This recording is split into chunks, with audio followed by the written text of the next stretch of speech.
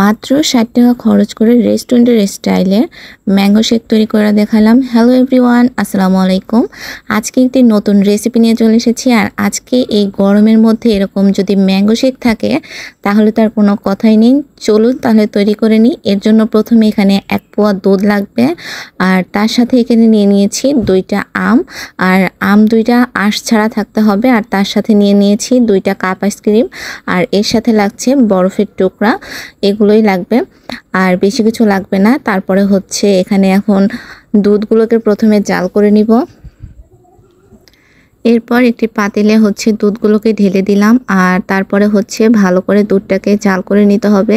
আর এখানে হচ্ছে ২-৩ বার বলক তুলে নিয়েছি দুধে, আর দুধে কোনো পানি মিশাইনি। তারপরে এখন জাল করে নেওয়ার পরে দুধটাকে ভালো করে ঠান্ডা করে নিয়েছি, আর দুধটাকে হচ্ছে ফ্রিজে রেখে ঠান্ডা করে নিতে হবে। আর ঠান্ডা করার পর এখন হচ্ছে ব্লেন্ডারের জগে নিয়ে নিলাম, নিয়ে তারপরে হচ্ছে দুধগুলোকে ঢেলে দিলাম। আর এদিকে হচ্ছে সব আমগুলো কেটে নিয়েছি। পরে হচ্ছে আমি আরও একটা আম অ্যাড করেছিলাম, কারণ এখানে আম একটু কম হয়ে গিয়েছিল। আর এখন হচ্ছে এই তো আমগুলো এখন ভালো করে কেটে এখন হচ্ছে সেই ব্লেন্ডারের জগের মধ্যে দিয়ে দিব। আর এই জুসটা যদি তৈরি করতে চান তাহলে অবশ্যই হচ্ছে ব্লেন্ডার লাগবে। তারপরে এই তো সবগুলো আম ভালো করে হচ্ছে এখন ব্লেন্ডারের মধ্যে দিয়ে দিচ্ছি। আর এখন দেওয়ার পর এর মধ্যে এখন একে একে আরও যা যা উপকরণ লাগবে সবগুলো দিয়ে দিব। তারপরে দিয়ে দিচ্ছি এখন আইসক্রিম, আর এখানে হচ্ছে 2 কাপ আইসক্রিম দিয়ে দিব। আপনারা চাইলে আরও বেশি আইসক্রিম দিতে পারেন। যত বেশি আইসক্রিম দেবেন খেতে আরও বেশি মজা লাগবে। তারপরে এই তো 2 কাপ আইসক্রিম দিয়ে দিচ্ছি। আইসক্রিমটা দিয়ে দেওয়ার পরে এখানে হচ্ছে দিয়ে দিব হচ্ছে পরিমাণ মতন চিনি।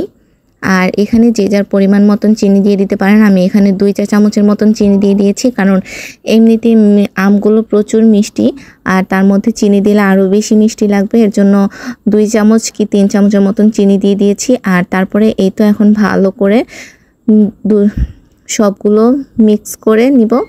আর এই তো এখন হচ্ছে গ্লাস নিয়ে নিচ্ছি সার্ভ করার জন্য। আর এদিক দিয়ে হচ্ছে জুসগুলো তৈরি হয়ে গিয়েছে। আর এখন এই তো দেখতেই তো পাচ্ছেন কি ঘন হয়েছে, আর খেতেও অনেক মজা হয়েছে।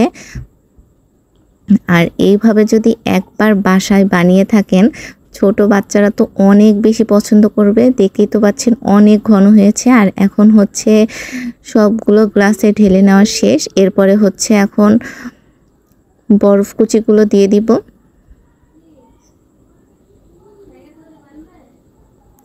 একে একে সব হচ্ছে বরফ কুচিগুলো দিয়ে দিচ্ছি। আর এখানে আপনাদের পরিমাণ অনুযায়ী বরফ কুচিগুলো দিতে পারেন।